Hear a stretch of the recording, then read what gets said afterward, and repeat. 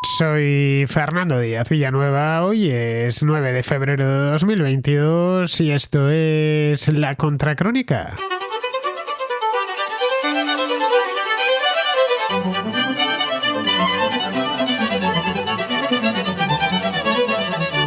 La economía de China creció un 8,1% el año pasado, cuando un mundo devastado por la pandemia demandó más que nunca sus productos, y ya los demandaban bastante antes de la pandemia.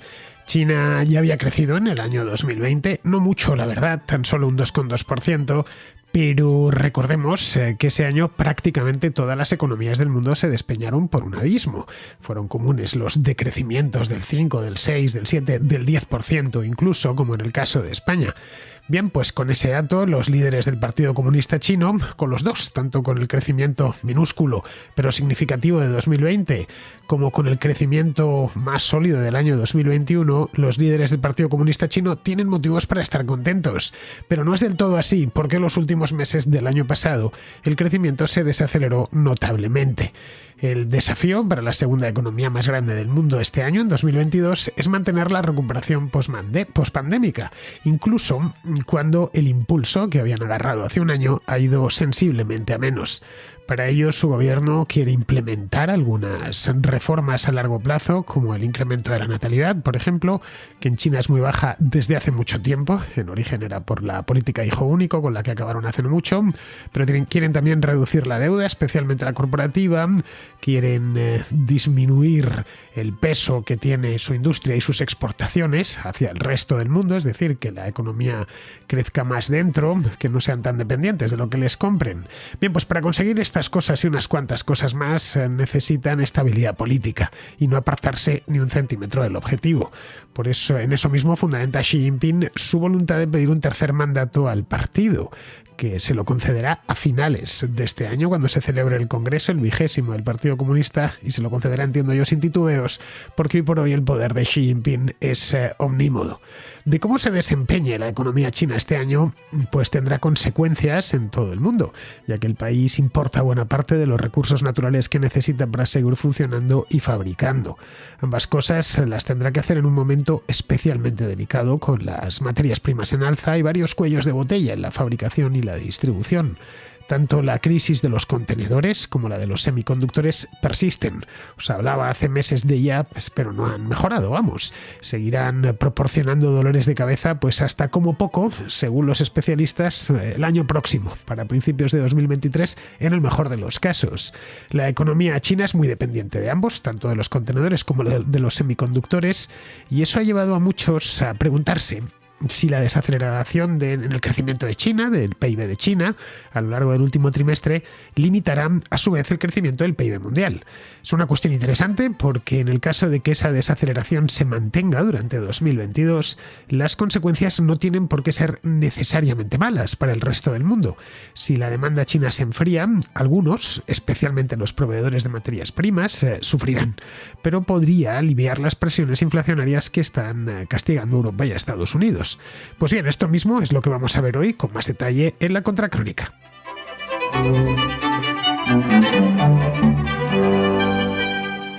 Tras superar a la mayoría de las economías mundiales en el año 2020, como decía antes, mientras todas se despeñaban, China mantenía un crecimiento pequeñito, ridículo, del 2%, no era un crecimiento chino, pero claro, en ese año en el que pues prácticamente todas las economías del mundo decrecieron, bien, pues después de ese año, de ese triunfo relativo, China se ha ido quedando también relativamente rezagada en 2021, especialmente la segunda parte del año. Ha registrado un crecimiento ligeramente por debajo de lo que los analistas preveían, ha crecido en 2021 un 8,1%, un guarismo, la verdad, que casi cualquier país europeo firmaría a ciegas, crecer un 8% en un año, pero que es poco para las esperanzas que el gobierno chino había depositado en el año 2021. Pensaban alcanzar sin demasiados problemas un crecimiento de 2 cifras y no ha sido así, se han quedado en el 8%.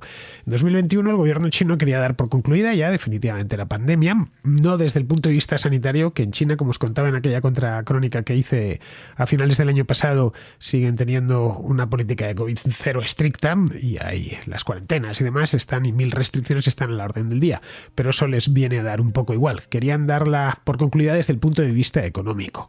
Bien, ha estado en China el asunto económico muy bien, estuvo muy bien a lo largo del primer trimestre del año pasado, el primer semestre mejor dicho, pero sobre todo el primer trimestre, pero el segundo no tanto, así que se les ha ido un poco la previsión. Si vamos a la historia económica china del año pasado, es decir, lo repasamos un poco por encima, vemos lo que os decía, dos partes muy bien diferenciadas. En la primera mitad del año, el PIB se disparó un 12,7% de promedio el primer semestre con respecto al año anterior. Así, conforme se iba asentando la recuperación mundial. Bueno, hace justo un año, en febrero de 2021, reinaba el optimismo, no solo en China, sino en otras partes del mundo. El consumo estaba en máximos en Europa y sobre todo en Estados Unidos. La pandemia ya se consideraba superada, habían empezado las campañas de vacunación, se había acabado esa ola tan tremenda que tuvimos, la tercera en España que tuvimos y en Europa que tuvimos a lo largo de las Navidades, y en Occidente el consumo, y la fabricación y la actividad industrial se reactivaron de golpe. Bien, pues ahí estaba China para proveer al mundo de todo lo que demandaba, que era mucho hace un año, desde juguetes hasta motores, pasando por, no sé, teléfonos móviles o bombillas. Durante el primer trimestre, el PIB chino creció un 18,3%. Creo que muchos en Pekín soñaban con que eso se mantuviese durante todo el año. Era complicado, pero imaginad si lo hubiesen llegado a conseguir, es decir, a marcarse un crecimiento del PIB en un solo año del 18%. Hubiera sido en una economía que ya de por sí es bastante grande, no estamos hablando de una economía minúscula de un país africano.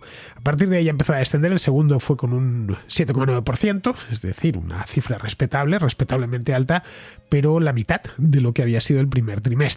Era de cualquier manera un rebote sólido que inundó de optimismo a los gerifaltes del régimen. Pero a partir del verano la cosa empezó a ir a peor. Esa es la verdad. En la segunda mitad de 2021, la economía china empezó a sentir el impacto de ciertas medidas tomadas desde el gobierno, con la idea de poner freno a los excesos de algunos sectores, algunos de los que más contribuyen al crecimiento del país, como el de la construcción. Hice un par de programas en torno al mes de septiembre-octubre relativos a esto mismo, hablando del caso de Evergrande, y ahí ya pude hacer un retrato más fidedigno de cómo estaba ese sector en concreto, que estaba muy recalentado, estaba al rojo vivo y sigue estándolo, aunque Evergrande pues en cierta medida ya ha pasado a mejor vida porque es una compañía en suspensión de pagos, pero sigue existiendo, es decir, no ha cerrado ni nada por el estilo. Bien, esta crisis de Evergrande, que más o menos descontaban los inversores que la compañía estaba muy mal, estalló en agosto, anunciaron que iban a tener problemas para pagar los bonos que debían y al final pues se contagió a otras y arruinó el cuarto trimestre del año, en el que el PIB chino fue capaz de crecer solo un 4%. Habían empezado el año muy bien y lo terminaron muy mal. Lo de Evergrande además llegó en un momento especialmente malo. Justo cuando el verano, ya digo, cuando ascendieron de forma repentina y bastante radical los precios de las materias primas, los precios de la energía, empezó a subir el petróleo, el gas ya a partir de octubre se puso por las nubes, se complicaron además este alza en los precios de las materias primas, no solo, también el hierro, por ejemplo, estaba en máximos en el mes de julio, es cuando alcanza los máximos.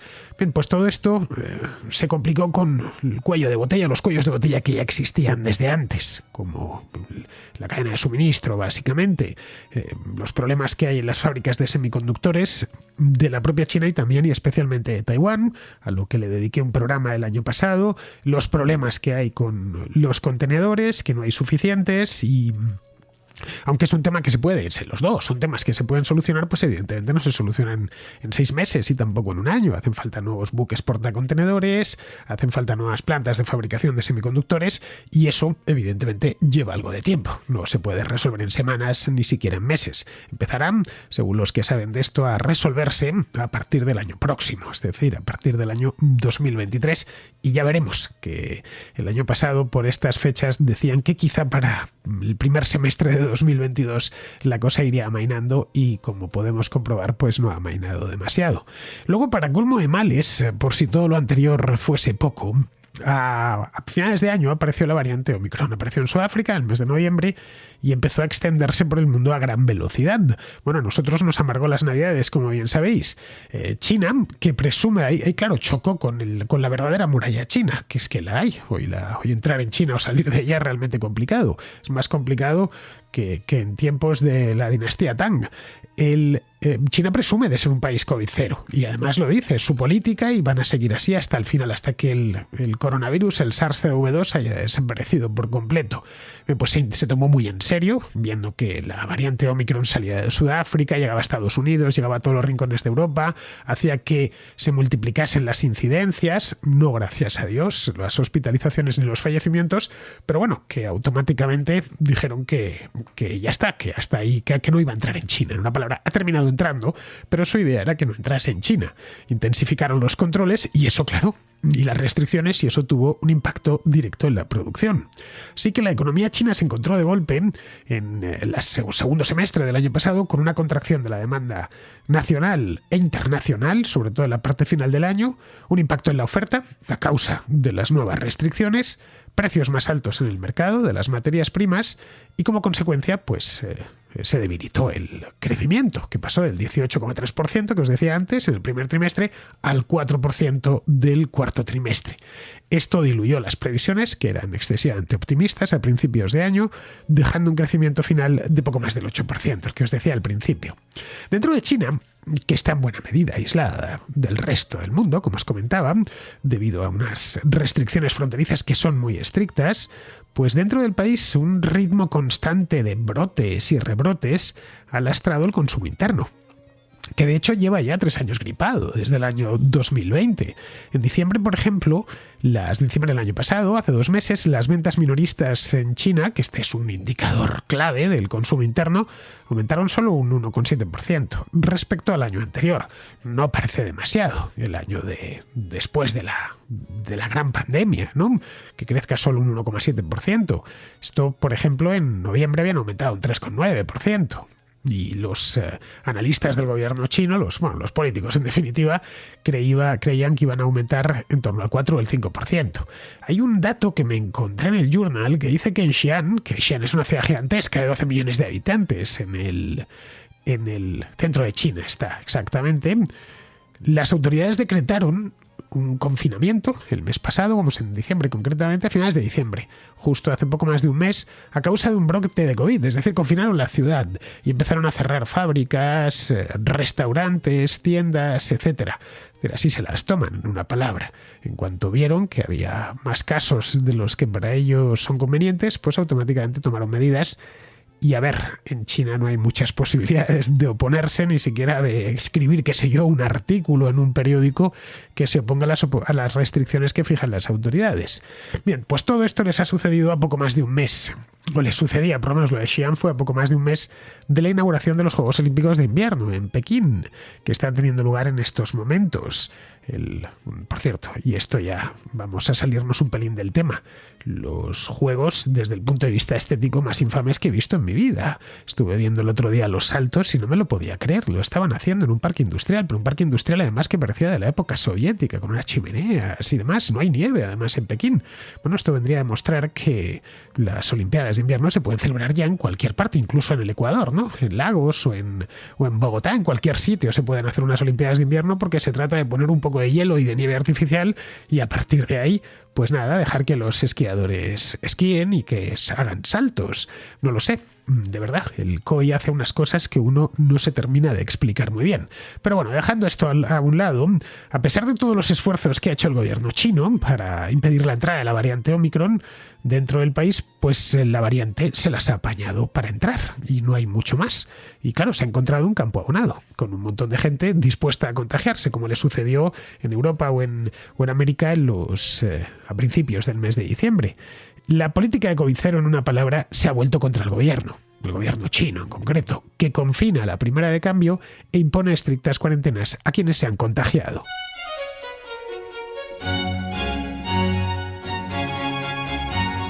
Esto tiene efectos económicos directos y necesariamente malos.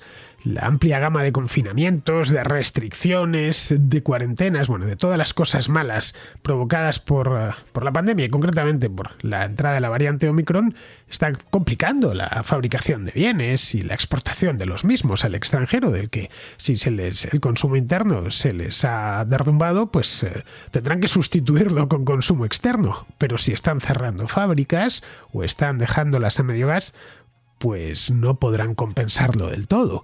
Bueno, fue precisamente la exportación, como os decía hace un momento, lo que permitió a China recuperarse a toda prisa en 2020 y llevar el superávit comercial en 2021 a niveles de récord. Los confinamientos relacionados con el coronavirus ya han interrumpido las operaciones en fábricas como las que opera Samsung o la que opera Volkswagen, la fábrica alemana, vamos. Allí tienen ellos plantas de producción. Bueno, tanto lo que fabrica Samsung en China como lo que fabrica Volkswagen se venden no solo dentro de China, sino también fuera de China. En ocasiones las autoridades ordenan el cierre de una planta, en otras la planta, ya digo, trabaja a medio gas porque le faltan trabajadores que están en su casa confinados durante 15 días. Los datos oficiales del gobierno chino respecto a la pandemia, la verdad es que no son de gran utilidad y esto a mí me genera impotencia porque me gusta trabajar con datos lo más fiables posibles, pero en este caso a uno no le queda más remedio que chuparse el dedo y ponerlo al viento porque realmente no lo sabemos. China es el país más poblado de la Tierra, tiene 1.400 millones de habitantes y lo que nos encontramos es con que este país no comunica un solo fallecimiento por COVID desde el mes de abril de 2020. Repito, desde el mes de abril de 2020, va para 2 años. Oficialmente, en el país solo hay en estos momentos 1.400 personas infectadas. Es decir, es todo lo que hay en un país de 1.400 millones de habitantes. Llama bastante la atención. Los contagios, según ellos, evidentemente, a lo largo de toda la pandemia, han registrado en el país 106.000 contagios. Y solo 4.600 personas fallecidas. Concretamente tengo el dato aquí, 4.636 personas fallecidas. Esto es menos que la diminuta isla de Guadalupe, una isla caribeña, un departamento francés de ultramar, que ronda los 400.000 habitantes. Tengo los datos de Guadalupe aquí. En Guadalupe ha habido 113.000 contagios informados, las autoridades de esa isla, que es una parte considerable de la población, como podemos ver. Pero vamos, si nos vamos a países también muy poblados, la India, que tiene, pues está cerca ya de la población de China, ha informado 42,5 millones de casos. Una cosa más creíble, evidentemente, y 500,000 de muertos. Estados Unidos, que tiene 330 millones de habitantes, ha informado 78 millones de casos y casi 1 millón de muertos, 928.000. Bien, en China, no sé, a mí sinceramente me cuesta creer, por muchas medidas que hayan tomado y muy estrictas que las hayan tomado. En otros países han tomado también medidas muy estrictas y eso no les ha quitado para que más países con tasas de vacunación mayores, para que tengan unos números que no son tan directamente increíbles. Así que esto, ya os digo, me genera algo de impotencia, estas cifras chinas, pero saber lo que pasa en China con precisión no es del todo fácil. Bien, como realmente no se sabe hasta dónde llega el agujero, esa es la verdad, los analistas se han puesto en lo peor. ¿Qué es lo que suelen hacer cuando les falta información o no se terminan de fiar del todo de esa información? Y estiman que este año China crecerá poco más del 4%. El FMI, por ejemplo, calcula entre el 4 y el 5%. Y no solo por la COVID, que este es uno de los factores, sino sobre todo por la reestructuración que están haciendo en el sector inmobiliario. Es un sector que, como os contaba en aquel programa sobre Evergrande, un sector endeudado hasta las cejas, que se encuentra en suspensión de pagos, concretamente el caso de Evergrande. Como vemos, la economía china entra en 2022 con el viento en contra, lo que probablemente obligue al gobierno a aplazar algunas reformas, pues para que el crecimiento no baje aún más. Los bancos, por ejemplo, han reabierto el grifo de los préstamos hipotecarios, que lo habían cerrado a finales del año pasado, con la idea de que se reanime un poquito el mercado inmobiliario. Xi Jinping no quiere que China crezca por debajo del 5%. Ojo, esto no es oficial, lo decidirán el mes que viene, en marzo, cuál es el objetivo de crecimiento del año. Pero eso es a lo que apuntan todos los analistas. Crecer por debajo del 5%, aparte de la humillación y del número psicológico, eso significa problemas. Y es precisamente lo que no quiere tener este año. de Xi Jinping. Es un año en el que va a buscar que le reelijan como secretario general del partido. En el Congreso, el 20º Congreso del Partido Comunista de China, que se celebrará a finales de año. No tiene fecha todavía. Sí que es más que probable que el gobierno evite comprometer el crecimiento, que lo tiene ya un poco gripadillo, mediante reformas o retirando liquidez del mercado. Vamos, que Xi Jinping, en una palabra, necesita que el corral esté lo más tranquilo posible. Pero si la desaceleración económica persevera, y es una posibilidad, no debemos olvidarlo, habrá consecuencias que no solo notarán los chinos, también lo notará el resto del mundo. Es inevitable. China supone aproximadamente el 15% del comercio mundial y es hoy por hoy el 17% del PIB global. Bien, eso implica que si crece mucho, ciertos mercados, como el de las materias primas, lo notan en el acto. Lo vimos desde principios de este siglo, ¿no? Cuando China empezó a crecer a esa velocidad y con esa potencia, ¿no? El año pasado creció un 8%, que no está mal, un 8,1%, gracias a lo bien que se comportó la exportación en el primer trimestre, como os contaba. Pero este año no se espera que vaya mucho más allá del 4%. Bien, eso está muy por debajo del promedio chino de los últimos 10 años, que se sitúa en torno al 8-9%. Bien, esto afecta directamente a las empresas occidentales que hacen negocios en China, que son muchas, y a quienes les proveen de materias primas. El crecimiento de la economía de China durante el año pasado, que representa, ojo, alrededor del... El crecimiento de China representa, en el futuro va a representar en los próximos 5 años un cuarto del crecimiento del PIB global. Esas son las estimaciones que se hacen. Claro, que afecte apenas unos puntos el impacto sobre el resto de la economía mundial es clave. Esto dificulta pues una serie de proyectos de inversión que se fuesen a hacer y también pone en un brete a los balances de empresas que tienen muchos huevos metidos en aquella cesta. Esto es más, voy un poquito más lejos. Esto está afectando a los precios de las materias primas, como por ejemplo el hierro, el mineral de hierro. Está dificultando el crecimiento de algunas empresas occidentales que hacen negocio allí. Volkswagen, por ejemplo, ha informado ya que sus ventas en China, que es su mayor mercado nacional, se redujeron un 37% en el último trimestre de 2021. Bueno, voy otro poco más lejos. La propia economía alemana se detuvo bruscamente en el cuarto trimestre, en parte por los precios de la energía en Alemania, en parte por la crisis en Europa y en parte por el enfriamiento repentino de China, que es el principal socio comercial de Alemania. Luego, respecto a las materias primas, si bien los precios de algunos metales, como el níquel y el aluminio, se han mantenido altos gracias a la escasez de oferta y a la fuerte demanda para productos como los vehículos eléctricos, el precio del mineral de hierro, que China importa principalmente de Australia y de Brasil, se ha desplomado desde mediados de julio. Tocó máximos, cotizaba a $230 la tonelada. Ahora lo hace a 140, después de un repunte este último mes, y bajó más, estuvo por debajo de los $100 a finales de año. Los proveedores, en una palabra, no tenían del todo claro que China fuese a necesitar tanto acero si pinchaban la burbuja inmobiliaria y ponían en suspenso grandes proyectos de infraestructura que son muy intensivos en acero. De modo que podría suceder, es una hipótesis evidentemente, que las presiones inflacionarias que están padeciendo ahora Estados Unidos y Europa se viesen algo aliviadas si la demanda china cae. Pero tampoco nos ilusionemos, Recordemos que la inflación es un fenómeno esencialmente monetario. Y además, si China persiste en su obstinación por la política COVID-0, cualquier brote, por pequeño que sea, pequeño e insignificante, puede traer aparejados nuevos confinamientos. Cuarentenas, cierres de fábricas, terminales portuarias clausuradas. Esto estrangularía la oferta y encarecería los productos chinos, lo que daría al traste con las esperanzas de importar más barato. La verdad es que realmente no tenemos ni idea de lo que podría pasar o de lo que va a pasar. Hay como mínimo 3 escenarios abiertos, pero ninguno es del todo bueno, El primero es que China se recupera después del bache del invierno y eso apretaría aún más el mercado de las materias primas y la cadena de suministro. El segundo es que se quede como está durante todo el año, aflojando las importaciones y tratando de exportar más con la espada de Damocles, eso sí, siempre encima de las restricciones pandémicas, la espada pendiendo sobre ellos. Y el tercero es que la economía china se desacelere más de lo esperado, especialmente si su mercado inmobiliario termina por congelarse y los inversores pierden la confianza en ese mercado. En fin, que no tenemos, la verdad, me gustaría decíroslo, pero no tenemos ni idea por dónde irá la cosa. Pero tome el camino que tome, las turbulencias nos van a alcanzar.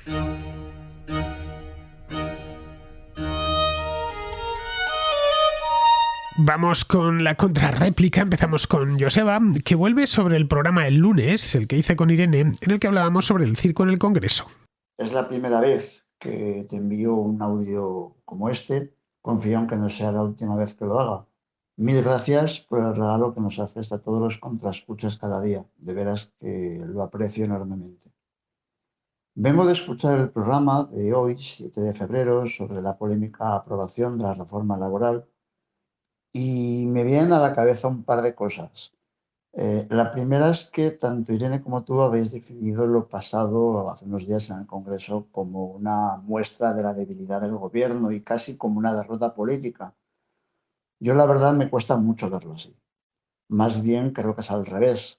Es una victoria clara del gobierno, bien sea de chiripa, con mucha suerte, incluso casi bordeando la trampa si no se han metido en ella, pero lo cierto es que han conseguido aprobarla y más bien me parece una derrota de la oposición, que en un escenario en el que había muchos elementos para poder dar la vuelta a una ley que era clave para el gobierno, no lo han conseguido. Y de hecho se han boicoteado casi a sí mismos con ese voto a favor escapado de un diputado que la verdad pues bueno, es como para avergonzarles. Cobran un sueldo todos ellos que menos que sepas darle bien a un botón en el ordenador, digo yo, ¿no?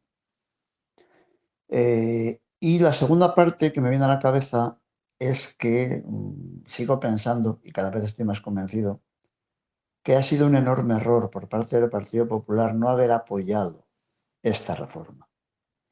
El relato político de lo sucedido hace unos días en el Congreso habría sido completamente distinto si el Partido Popular se hubiera venido a apoyar esa ley. Esta ley, que entiendo que puede tener aspectos negativos o para el Partido Popular, cosas que, bueno, pues le costaría decir que sí, pero sin embargo no deja de ser una ley que se parece en un 80% a la que aprobó en su día Mariano Rajoy.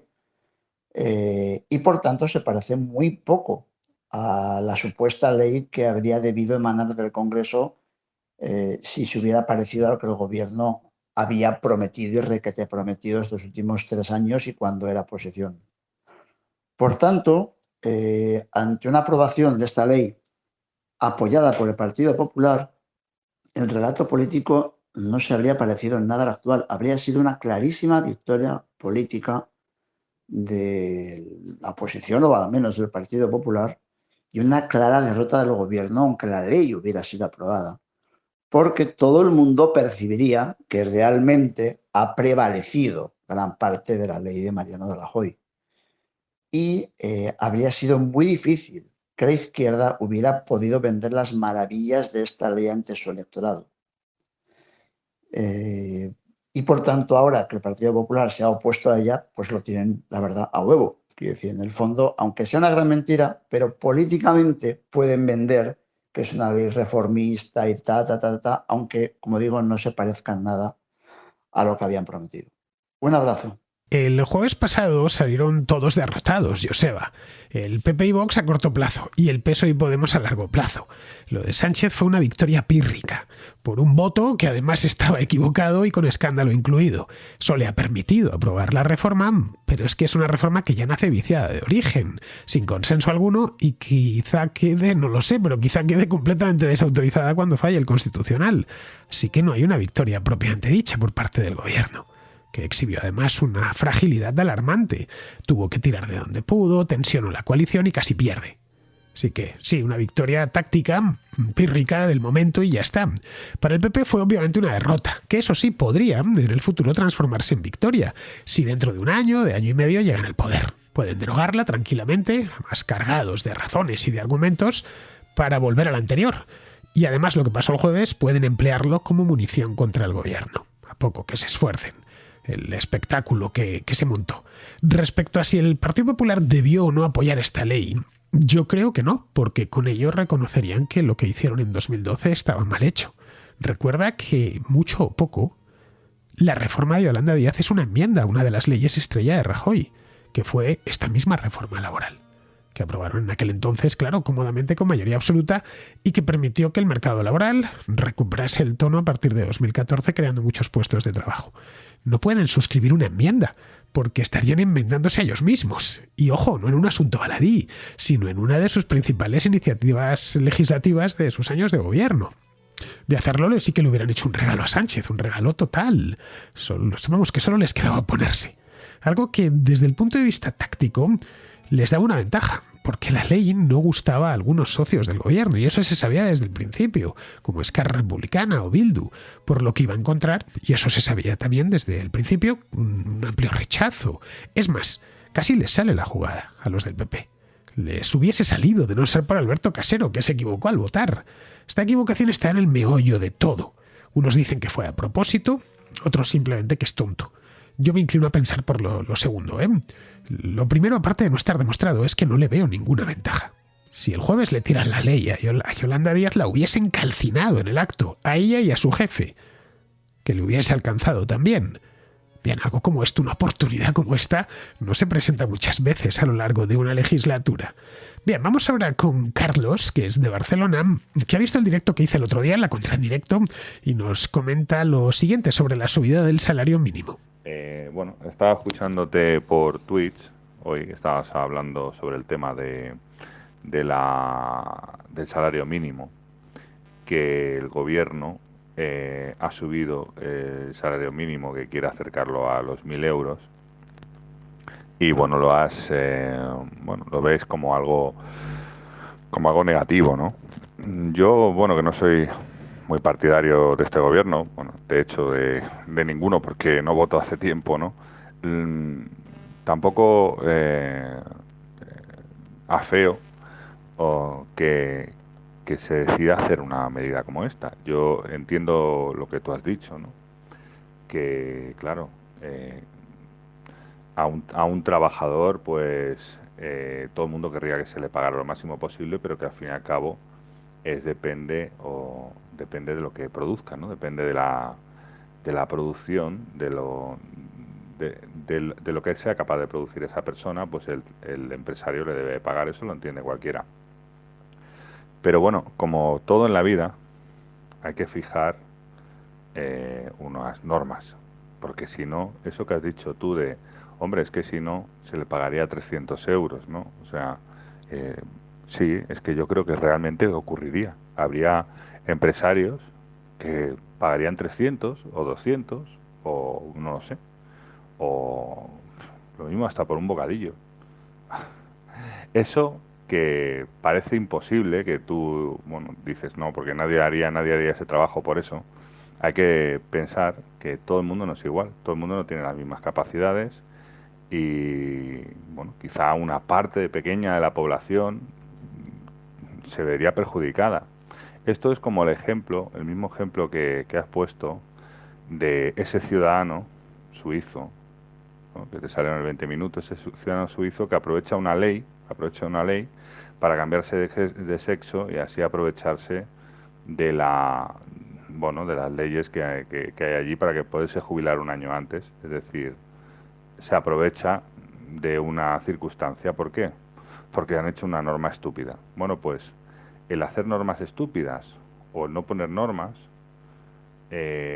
hace que algunas personas o algunas empresas, bueno, los individuos, las personas somos como somos, pues se aprovechen.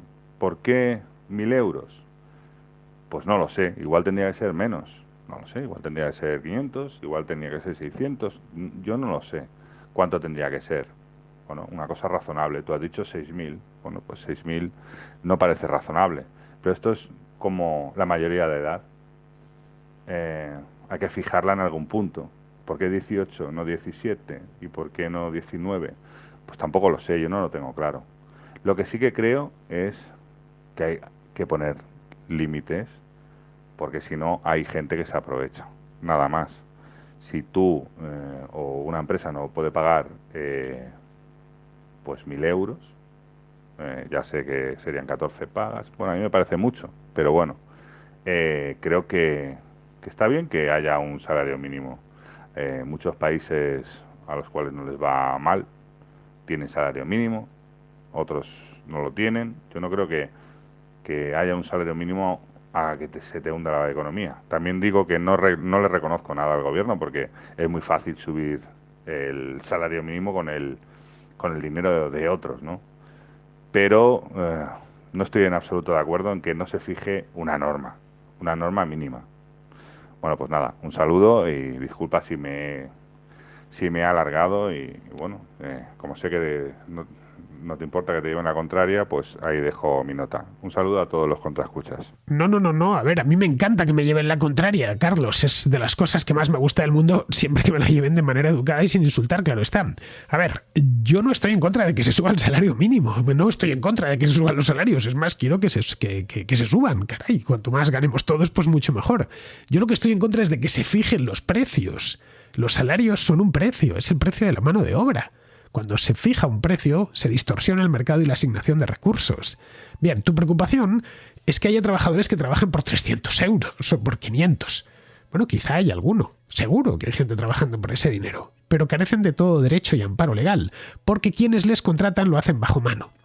Si el precio de la mano de obra lo fijas en 1.000 euros, o en 700, o en 1.300, todos los que produzcan por debajo de esa cantidad quedarán fuera del sistema y pasarán a la economía sumergida. O al desempleo, sin más, que es lo que ya sucede, en una palabra.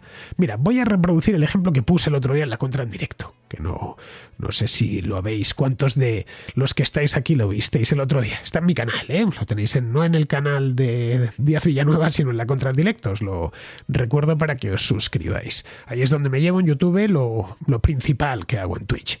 Bien, pongamos por caso, yo soy autónomo, yo puedo contratar. Que contrato a un empleado para que me eche una mano con la edición de vídeo, con la documentación, que me lleva muchas horas todos los días, o simplemente para que escuche las llamadas de los oyentes y me las clasifique, que también me lleva bastante tiempo todos los días.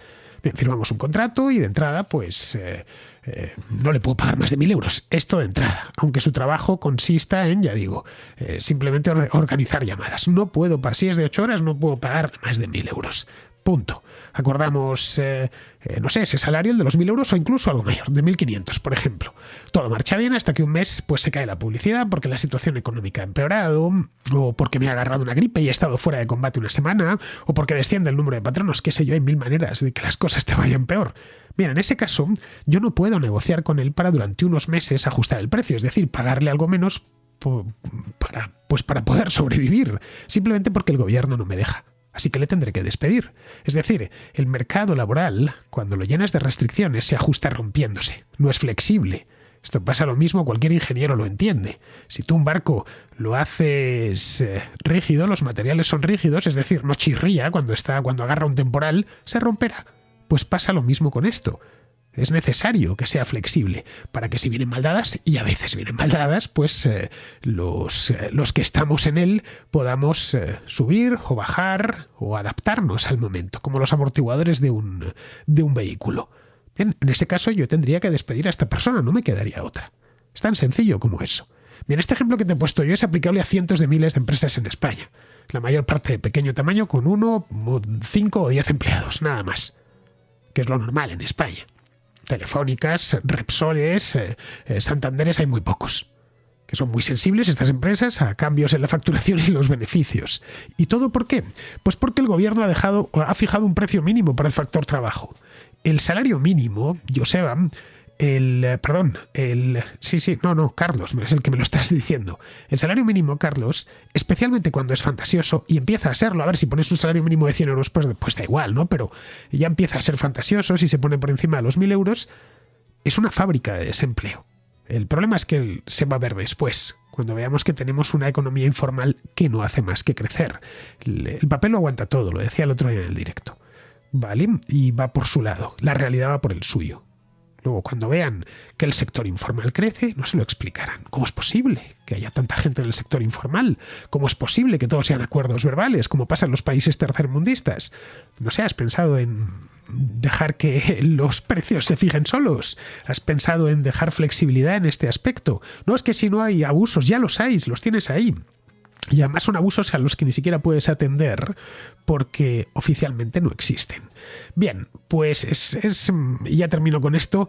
es el eterno debate entre el ser y el deber ser. Algunos se quedan solo en el deber ser y hay que aterrizar en el ser. Como son las cosas, bien, y son así, nos pongamos como nos pongamos. Vamos a dulcificarlas y vamos a escoger el mejor camino. Seamos realistas. Y el hecho es que si ponemos mañana un salario mínimo de 6.000 euros, por eso lo dije en el directo, pues no significaría que los trabajadores sin cualificar o poco productivos pasarían a ganar 6.000 euros. Significaría que ese trabajo se mantendría, pero fuera del mercado oficial, vamos, se sumergería del mercado formal. Esa es la cruda realidad. Y es lo que parece ser que este gobierno, que es paperófilo, nada más lo quiere poner todo en el papel y tiene una confianza ciega en lo que dice la ley se va a cumplir. No necesariamente. No sucede así, como bien sabemos. Pero bueno. Bien, seguimos con Edmundo, que está en Canadá y que propone un programa sobre el fin de las restricciones. Hola Fernando, buenas noches. Saludos desde Canadá. Y saludos a todos los contraescuchas. Era para hacerte tal vez una solicitud, una sugerencia tal vez, sobre una contracrónica acerca de la apertura de los países ya terminando el COVID. Bueno, eso no lo sabemos, pero cuando ya de los países que se están abriendo, de que están levantando las restricciones y comentar un poco esa situación. Es una sugerencia, te agradezco mucho por todos tus programas, soy un patrón desde hace unos 2 años y es un dinero muy bien invertido. Muchas gracias por tu trabajo. Adiós. Pues no es mala idea, Edmundo. En prácticamente todos los países del mundo las restricciones pandémicas ya han empezado a aflojarse poco a poco. En algunos países, como el Reino Unido, Dinamarca, pues según tengo entendido han desaparecido casi por completo. Vamos a esperar un poco, a ver cómo va la cosa, porque con esto del COVID ya sabes que hasta el rabo todo es toro. Y no sé, de verdad te lo digo, no sé si hemos llegado ya al rabo. Bien, ya terminamos. Vamos con Pizarro, que nos habla pues de lo que os comentaba ayer sobre las repúblicas bálticas. Las repúblicas bálticas escaparon del dominio ruso durante el derrumbamiento de la URSS. Y ahora que Rusia anda con ínfulas imperiales, se agarran desesperadamente a la Unión Europea y a la OTAN para evitar volver a la pobreza y la sumisión del pasado. Las prioridades rusas no empiezan por estas repúblicas, pero estas están en la lista y lo saben. Como no pueden defenderse solas de la ambición rusa, antes o después pondrán a prueba la solidez de nuestras alianzas. Pero eso, en la actual crisis ucraniana, no es acuciante. Un cordial saludo de Pizarro. Y hasta aquí, queridos amigos, llega la contracrónica de hoy, que es 9, mañana 10, hay más contra. Hasta mañana.